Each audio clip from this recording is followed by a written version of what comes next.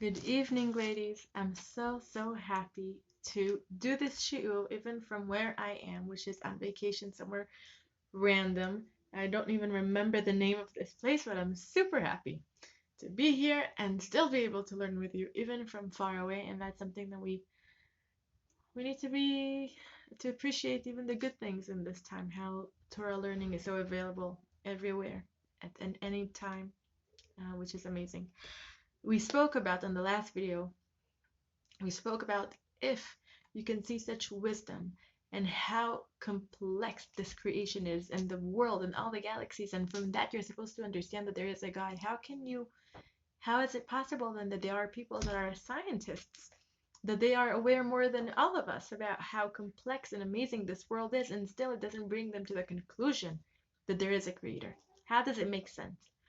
And we gave one reason, and now we're going to give few more. The next reason is it's not only about scientists, it's about people in general in the world. Why don't they see? Like for us, it's so clear. We see a chair. Of course, someone made this chair and it didn't just show up randomly somehow. It was created, and you can see it because you see how accurate it is and how it was beautifully done. And it's so everything is measured, and you can see the wisdom. And that's how you know that someone made it. But people don't see it in the world. Why? So another reason why, it's because people don't like thinking so much. This world goes so fast. Every day there are so many distractions and new apps and new gadgets, and you can buy a new dress and you can go to a club and you can do all sorts of things. So why sitting down and being so serious and thinking about life and the purpose of our existence? That's a little heavy, and with this life that we have in this world, that there are so many distractions, people don't want to think. People don't feel like sitting down and trying to figure out the questions of life and existence itself. So that's one reason. Another reason is, if you look at our lives, not everyone in this world were so privileged to have such easy lives. And you don't need to go to Africa to see people suffering. You don't need to go so far. All around the world, you can see people that are fighting for their lives, and even if it's not death that is really upon their door, it's starvation or the well-being of their children, whatever it is. But we fight. Life is not easy, and when you're fighting for your life, you don't sit down and think of deep meaningful things about our world. You fight for your life. So when people are facing this world and they're not just being distracted by gadgets and apps, they're actually fighting every day. They don't have the time or the clarity of mind to think of such things.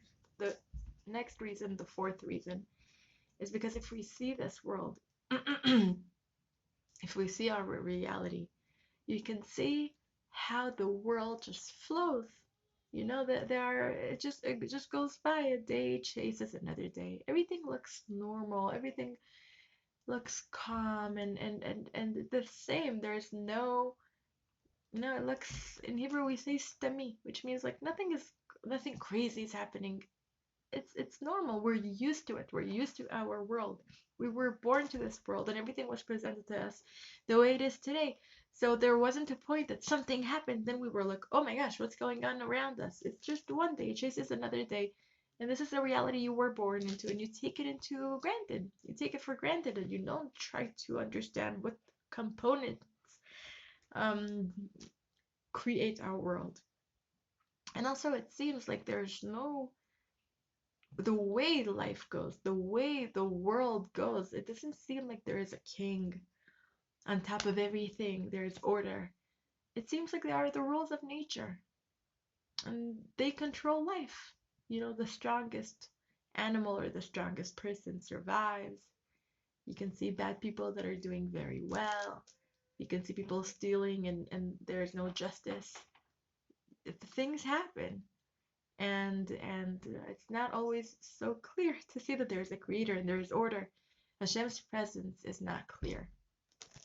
And that's something that we will talk about. Why? Why isn't Hashem just clear to everyone?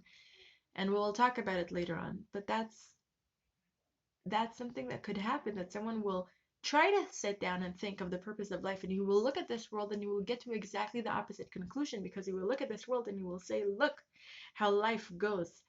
There's no ruler, there's no king observing over us. Things just happen. A day chases a day. The strong people survive, and the good people, like, it's just the world that there is.